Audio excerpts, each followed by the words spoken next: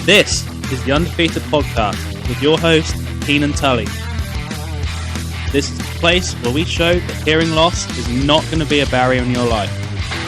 You can still chase all of your dreams no matter what. It hasn't stopped me. Don't let it stop you. Let's go.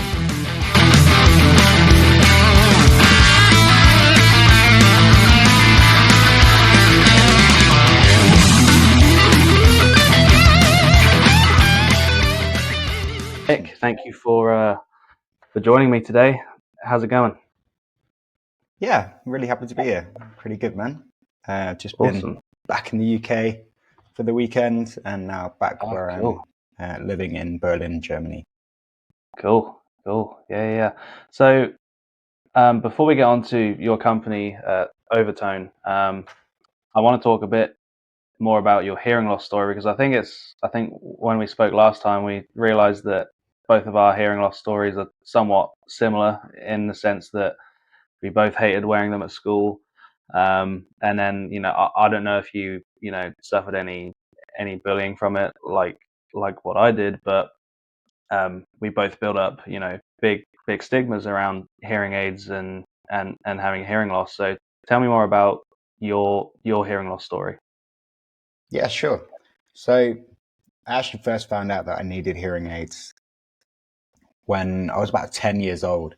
I was in class at school and the teacher said, "Whose alarm keeps going off?" And I was like, "Yeah, whose alarm keeps going off?" Like, I couldn't hear anything. Turns out it was the alarm on my watch that was going off. Everyone else could hear it, but the really high pitched beeping, I just could not hear at all. So my mum took me to maybe the local doctors and then to the HNO doctor at the hospital and then to the audiologist in the hospital, like, the usual kind of step-by-step, very medical process. And I was given some NHS hearing aids. So these are free hearing aids provided by the Public Health Insurance organization in the UK. And I use like big, chunky hearing aids. Turns out I've got relatively severe hearing loss in the high frequencies, a lot of the speech frequencies. And I wore these hearing aids as per my mother's request for about 3 days, and then very quickly realized that I would rather have friends. I took them off and then completely avoided wearing them for the next 10 years. So actually the whole way through what we call secondary school, ages kind of 10 through to 20, I just completely avoided wearing hearing aids. And I didn't really have excuse me, I didn't really ever get bullied, so to speak, but I definitely I think this is what is a really interesting thing about hearing loss as well. I think no one goes, "Oh wow, hearing aids look amazing," but I also think a lot of people are quite nice and they're not going to be like, "Oh my god, you've got hearing aids." But so much of the stigma is very self-inflicted. I think we all feel very embarrassed to kind of wear some sort of label for disability or aging or whatever it is, and I definitely felt that in my very early teens, and that was enough to prevent me from wearing hearing aids during a very formative period of my childhood, even though it meant that actually in social situations I was much worse off because I couldn't hear what my friends were saying, I couldn't hear what the teacher was saying, and so I ended up making a fool of myself probably way more than wearing hearing aids would have ever done. Now, I think logically, you can kind of look back on it with the benefit of hindsight and think, yeah, maybe I should have worn hearing aids that whole time. But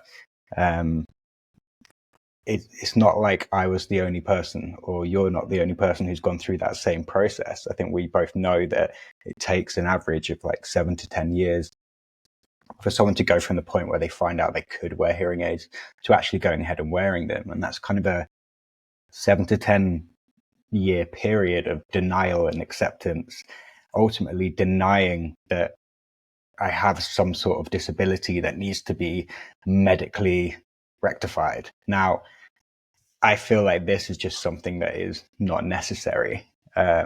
We don't do it when it comes to glasses. You don't have to admit to yourself that you have a vision disability.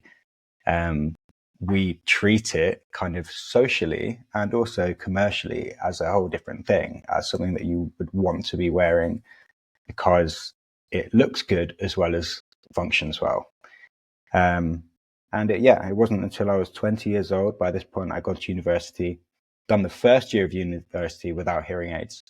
And then I got hearing aids when Phonak Lyric hearing aids appeared on the market. So for those who don't know, Phonak Lyric is 100% invisible. They sit really deep inside your ear canal.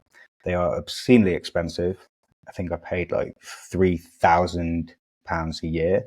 I managed to get university to actually cover a little bit of that for the time being. But I'm also just really aware that like the vast majority of people are not going to be as lucky as I was financially or otherwise to be able to put that kind of money towards improved hearing. But even having worn completely invisible hearing aids for a long time, that didn't really solve my problem or the ick that I had when it comes to hearing aids. I really feel like the issue around it is that no one wants to wear hearing aids. It's the idea of hearing aids more so than the actual product itself. That is the issue. And I think that is really what I'm personally very focused on trying to change. What does it mean to wear hearing enhancing products? It was at university at that point, studying industrial design at university, where I had the opportunity to redesign a medical product. And so straight away jumped on the opportunity to redesign hearing aids. And I guess that's why we're here today. I want to say a massive thank you to today's episode sponsor, Blue Moth Hearing. If you've never heard of Blue Moth Hearing, then Blue Moth Hearing are the world's first company to offer a hearing aid experience box that allows you to trial 3 of the top hearing tech from the comfort of your own home. Nothing like this has ever been done before. So if you're curious about hearing aids and you want to dip your toes in and see what life is like with hearing aids, give Blue Moth Hearing a go. I have a $50 off coupon code as well for the hearing aid experience box. I will leave that in the description in the show notes. Go and give Blue Moth Hearing a try. They are a truly amazing company. Yeah, so I want to mention something you said in one of your videos where you said we see glasses as seeing, no, we don't see glasses as seeing aids. So why do we see hearing aids as that? Like, do you feel that because they're called hearing aids, that's what's maybe preventing people from going ahead with it? Do you think it's the language surrounding it? I think there's a lot of components to why the stigma exists. There's definitely some things which I think are easy to remove, which could do a lot of help to destigmatize hearing tech. One of which is the words that we use for the product itself. I think hearing aids as words are incredibly negatively connoted. I think as soon as you mention the words hearing aids, a lot of people get scared and they're like, "Oh, I don't want to wear these." And yeah, you're absolutely right. Like we don't call glasses seeing aids; it's eyewear, and that does change it from something often that we choose to wear rather than something we ought to wear. I think eyewear and glasses, or eyeglasses in the States, has got so much less of a connection to, oh, you need help to see. I mean, the word aid is obviously to help. And I don't think it helps to use that word in the stigma situation. I think it's like quite normal as well for words over time to develop meanings or to develop connotations. And it's normal for us to kind of jump from one word to another.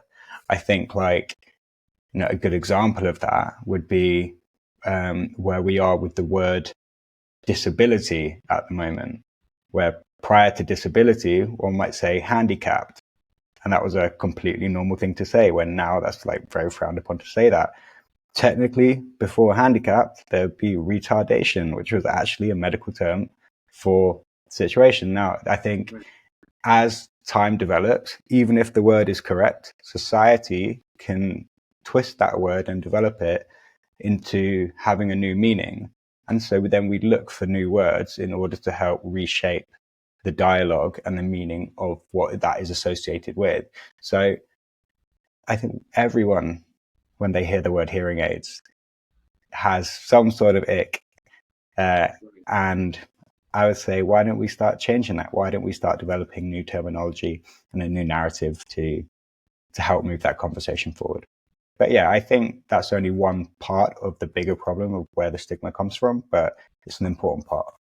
Yeah, for sure. Yeah, and I feel like if people learn about the technology that are inside the hearing aid today as well, they'd be more likely to try them. But because they're called hearing aids, that might be one of the things that kind of pushes them away. So yeah, that's Completely. really interesting. So I want to talk about overtone.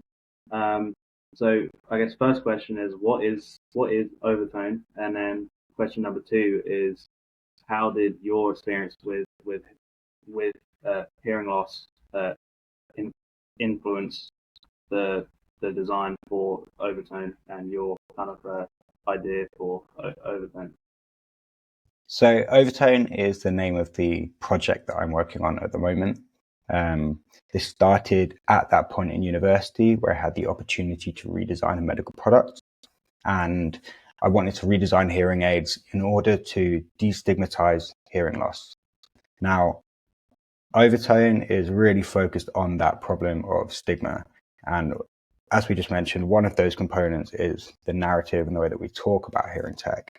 But I think the product itself is another big component. The service around hearing tech is another big component. There's lots of things that need to be redeveloped and redesigned, in my opinion, in order to change the public perception of hearing tech that we have today. Now, I started this project from a very design-focused point of view. I think it is really important to redesign the actual physical product itself and change what it means to wear hearing aids. Now, I think one of the big challenges with hearing tech at the moment is this constant desire to have 100% invisible hearing aids. There is this idea in the industry that if we keep going on this mission to make hearing aids invisible, suddenly people are going to go, wow, yeah, perfect, I want them now. But this has not happened. I've been wearing invisible hearing aids for 10 years, and it hasn't meant that suddenly everyone wants hearing aids. It's a complete false prophecy. It's a ridiculous idea because millions and millions and millions of dollars are being spent by these huge companies to continually miniaturize the hearing technology, usually to its own detriment, to the detriment of performance. The smaller we make hearing technology, the miniaturization that goes into electronics often just results in lower performance, lower battery life, and this constant race to the bottom to get the smallest hearing aid possible with the intention of making it desirable. We haven't really seen that happen. So with all of that in mind, I think it is not important to keep hearing aids as hidden as possible. I think we need to instead try and redesign hearing technology to be something that someone wants to wear. Now, this idea very much came from how we look at the eyewear industry. Glasses used to be a school kid's worst nightmare as well. Now, it was only once designers eventually embraced the obvious visibility as an opportunity to enhance the way you see and the way you look that glasses became something that you would want to be seen wearing. Now, designers put so much effort, let's say 50% of the effort that goes into a pair of glasses will go on the aesthetics and how they're seen. And the other 50% is it needs to absolutely work as well. Now, we do this for a lot of things in the consumer product realm. A car needs to absolutely work. It needs to be safe, but it also needs to look good in order for someone to buy it. We do it with everything else, whether it's headphones or telephones or whatever it is. The world is very focused on the two sides of pretty much every product, which is it needs to work, but it needs to be desirable, often from an emotional standpoint. And the fashion industry is a perfect illustration of that. You need a winter jacket to keep you warm, but people will still pay thousands of euros for a Moncler or a Prada or a Burberry jacket because of how it looks and how it feels, when you could go to JCPenney or Walmart or wherever and get a much cheaper jacket that functionally does the same thing. There will always be a market for both. But at the end of the day, the fashion industry is a $3 trillion industry, something like that. A huge number either way. And clearly, I think the number shows that it's important for people how something looks when they're going to be wearing it all day long. Now, the medical industry doesn't do anything on that side. There is, or at least from my opinion, at least, there is all of the function, the focus on the functionality of the product, which is obviously very important, but there is no focus on how the product looks. In the case of hearing aids, the focus might be on let's try and make it as small as possible so that no one can see how it looks. But as we just discussed, that doesn't actually really change the adoption rates. So I want to design something that people actually want to be seen wearing. And so I've redesigned hearing aids to be functionally the same product, but to look different and to be purposely and unapologetically visible. So overtones sit in front of the ear instead of behind the ear.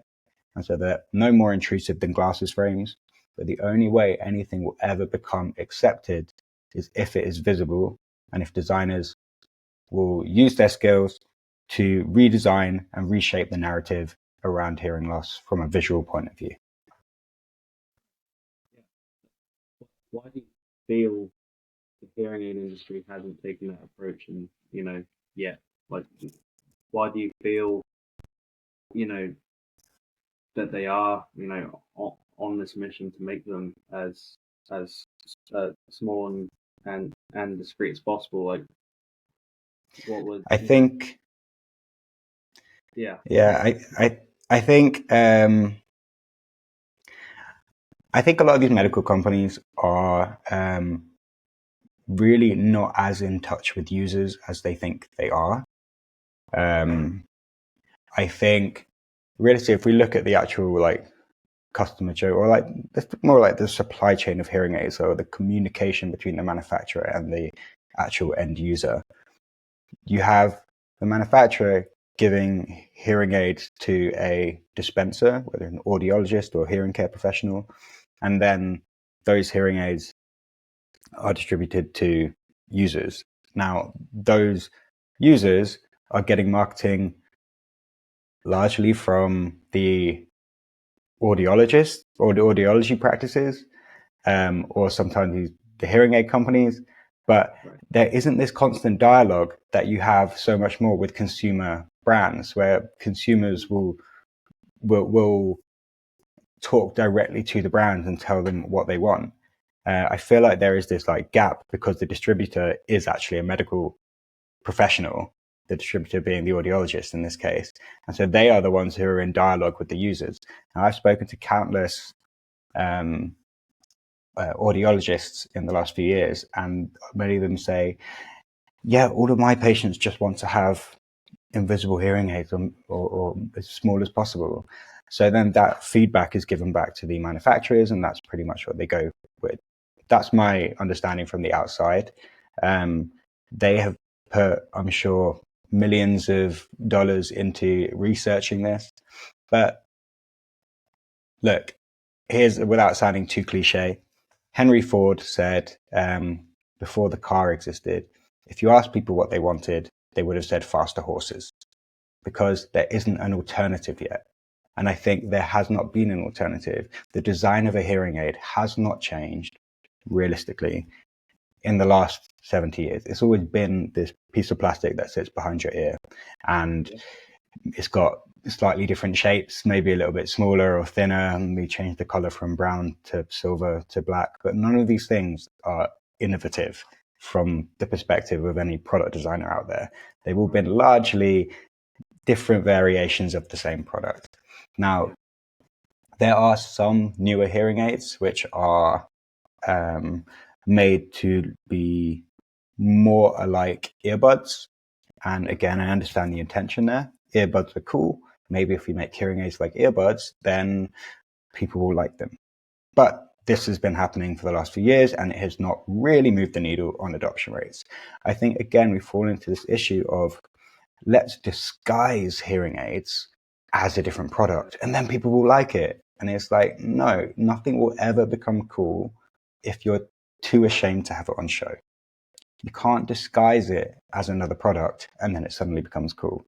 Now, we've seen this again with Luxottica recently announcing that they have made hearing aid glasses.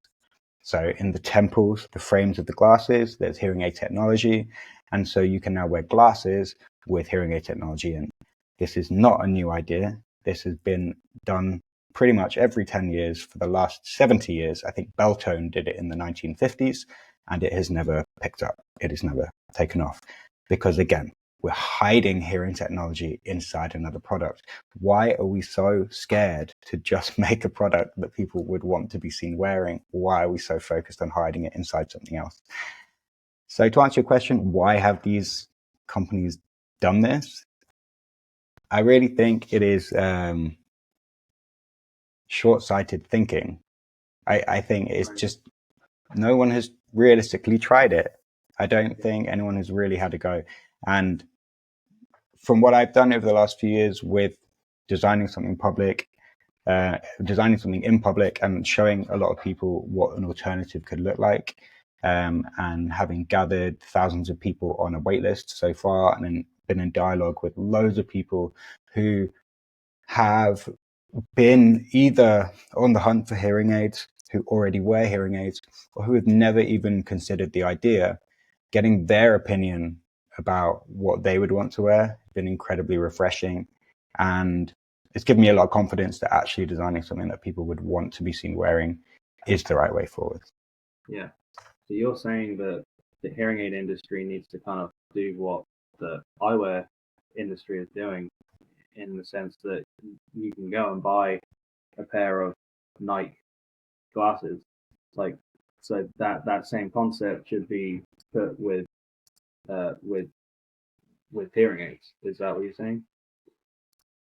Yeah, I think so. I think we're touching on a slightly different thing there as well, which is what is the service side around hearing technology as well. So at the moment, if you need to go and get glasses, you can go to a Warby Parker, or in Europe, maybe an Ace and Tate. And these are cool commercial stores where people are going inside not only to optimize the sense, but they're going there to optimize how they look and how they feel. They're selling a tool, an accessory for confidence at the same time. And I think that is absolutely what we as an industry, in the hearing tech industry, ought to be looking at and working out what can we take from that, what makes sense, how does it work.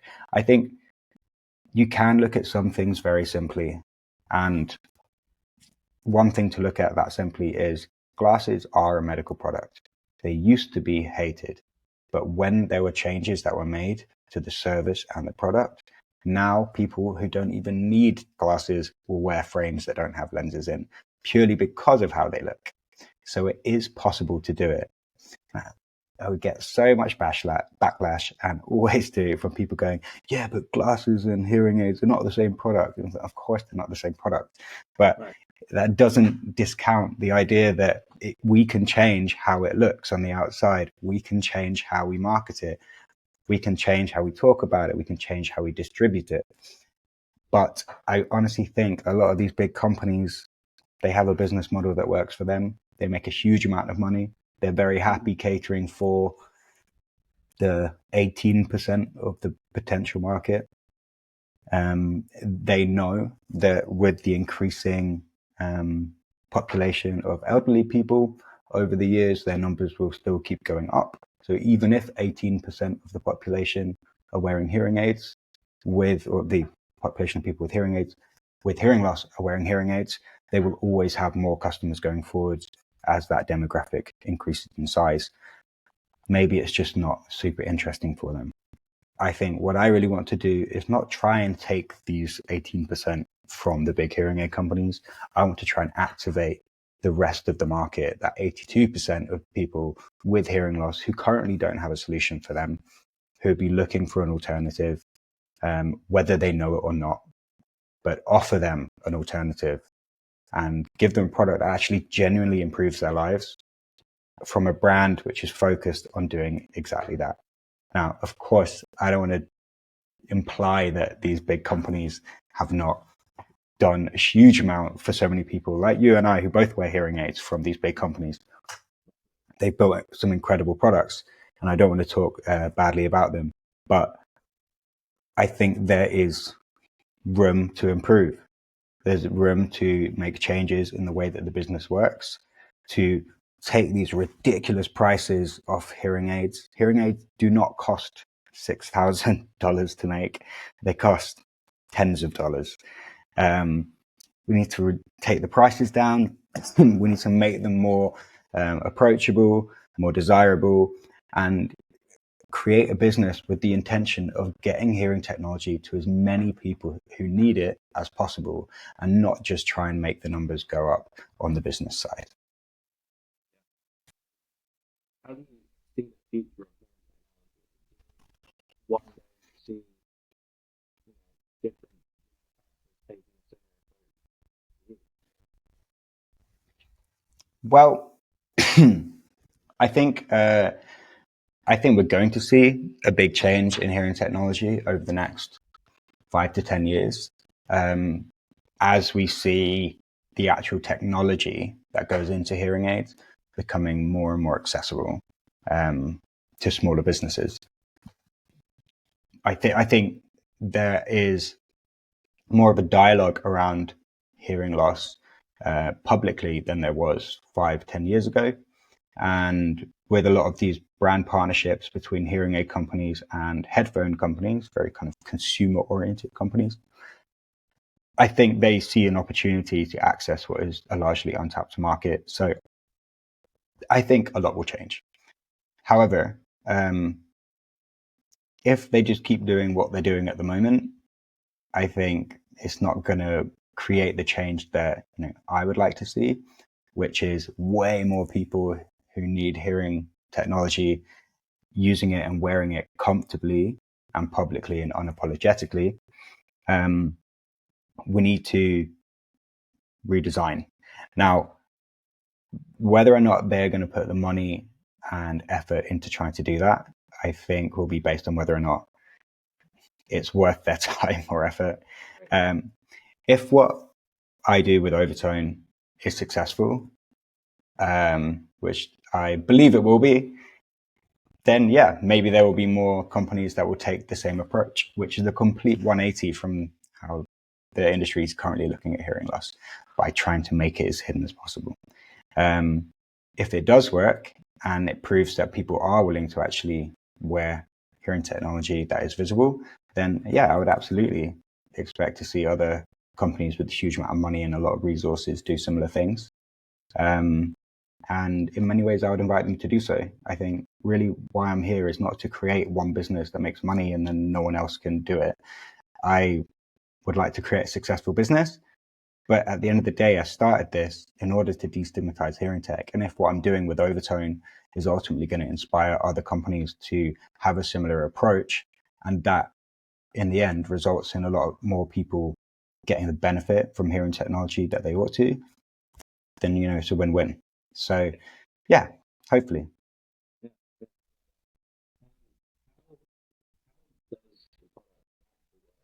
Is it like a frame around that you see people like or something like they're able to put their own design on it? Is that how that? Yeah. So for anyone, I guess, watching by video, this is what OverTone looks like. And there is the hearing aid technology on the inside. Now, this is very similar functionally to a receiver and canal hearing aid. It has the main body of the hearing aid in the circular part there, and then there is a cable with a receiver on the end that goes into the ear canal. Now, the rest of the housing is housing. It's plastic. And if we look at how the eyewear industry works, a lot of these eyewear companies are producing frames, and there are lens companies which produce lenses. And so maybe what we're going to see going forward is different companies producing frames for hearing technology that enables them to reach different demographics. So a good example of this is looking at a company, like you said, Nike, who make optical lenses, or they make optical lenses, they make frames for optical lenses. And then Prada, they also make optical glasses.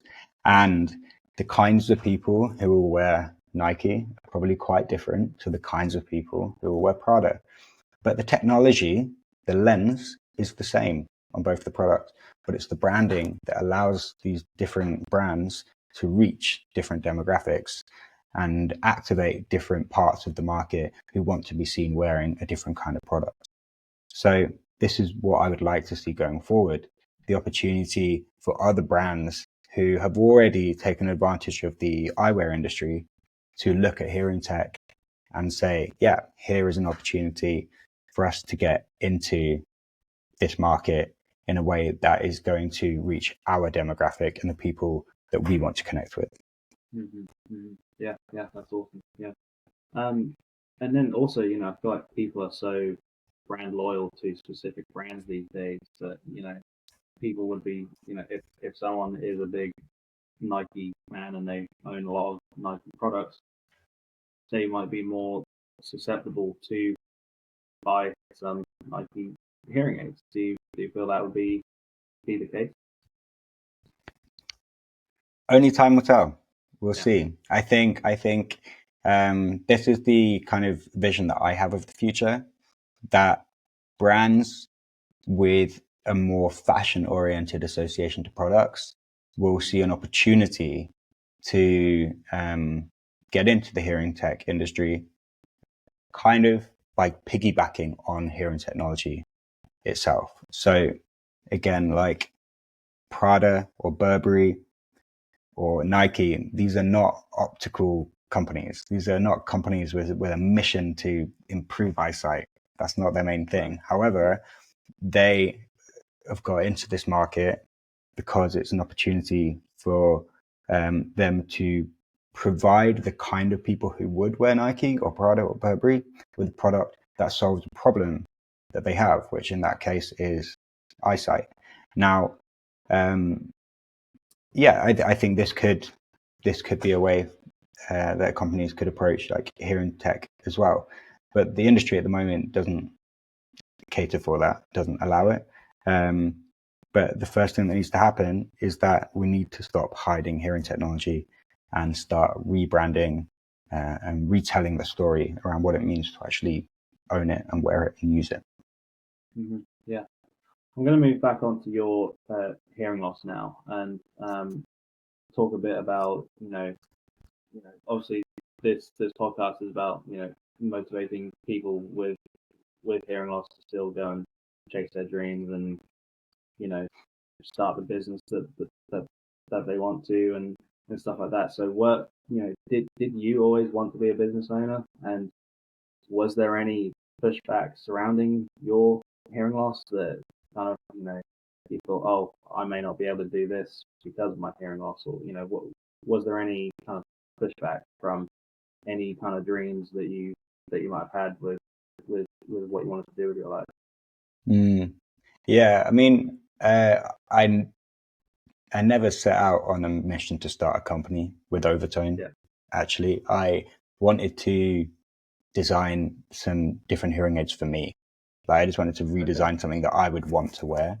I started video blogging the design process. And as I was doing that, people were commenting on the video saying, oh, can I have a pair as well? And then I kind of realized that there's more people than just me who want to have an alternative hearing solution. And I realized the only way to really make that possible is to go ahead and do it myself. Some people said, why don't you approach a bigger hearing tech company and maybe they can do it? I just don't think they're thinking on the same level that I am. I think the only way that I can make it happen is if I do it myself. Now, I'm very happy to be starting my own business. It's a lot of fun, but it was never kind of my initial intention. But I definitely had it on my radar. Maybe one day I would start a business, and I don't think I saw my hearing loss as a reason why I could not do that. Okay. I think, well, I have got like relatively severe hearing loss, especially in high frequencies, without any sort of like hearing product. I I would definitely not be able to do what I'm doing. So yeah, I have to give credit where it's due, like to the companies who have made the products that have enabled me to do what I'm doing. And yeah, I mean, I maybe we'll get some throwback on this, but disabilities are interesting things. I have another disability myself, like with like that affects my walking, and I think like a huge part of that process, like it is defining what disability means yourself, and deciding whether or not to take like society's definition of disability as your own. And you know, another way of putting that might be that, you know, disability is a state of mind. I think a lot of people do not agree with that, but again, each to their own. Everyone can have their own opinion about it, and I would invite other people to have their own opinion about it. I think disability is such a charged word, and hence why it's gone from different words in the past. It's so charged with emotion, and knowing that you are disabled in one way or another, whether it's hearing or anything else, can definitely like stunt your confidence and prevent you from thinking that you're good enough to work on something or do something. The only thing stopping you is yourself, really. I think there are always going to be challenges that you have that other people don't, but also, you know, other people have challenges that maybe you don't, that may not be ability related. It may be financial. It may be a death in the family. It may be whatever it is. A lot of people have challenges in life. In fact, everyone has really big challenges in life. A disability is one of those challenges that we've just grouped them all into this area of physical or mental disability. And we've framed it and we've given it a name. But it's just another obstacle in life in one way or another. And if you want to move forward in life and do something that you think is important, then the only thing stopping you is yourself. Yeah, I love that. Awesome. Well, Nick, it was great speaking to you today. When will OverTone be launched, and can I buy a pair as well? Yeah, so we're currently in the process of prototyping at the moment. We're working with some independent hearing aid manufacturers to produce like our first working prototypes. We'll be looking first to build some custom products for specific individuals, perhaps in the music industry, where there's already a narrative around sound that we think we could use to help reshape what it means to have not only sound enhancing technology, but also hearing enhancing technology. So we're currently working on that. There's a lot of hoops to jump through in the hearing tech space to get a product from idea to market. Hearing technology still is in many ways a medical product, whether or not you want it to be. I'm definitely on the side of, I don't think hearing technology needs to be a medical product. I think there are some people who have medical grade hearing loss, but I think the majority of people do not really have what requires such a medical approach to remedying. But because it is a medical product, there's medical device regulations, there's the FDA, there is all of these things which make it incredibly hard for a small company to take an idea to the market without a huge amount of money, a lot of time, and that means you have to be creative about how you can move forward. And so that's what we're trying to do at the moment. We're acknowledging that we have a big mission, big dreams, and that requires being kind of creative in how you take it from that idea one step further before you can get it mass released to a large amount of people. So anyone who is interested, I appreciate their patience, and people who have been following this journey over the last 3 years. It is a marathon, not a sprint. I'm working as quick as I can to get it forward, but it is, it's a challenge, but one that I'm really keen to continue working on. Yeah, awesome. Well, I look forward to seeing your journey, and yeah, I can't wait to see it in person one day. So, Nick, thank you for joining me today. Thank you. Awesome. Thanks so much, Keenan.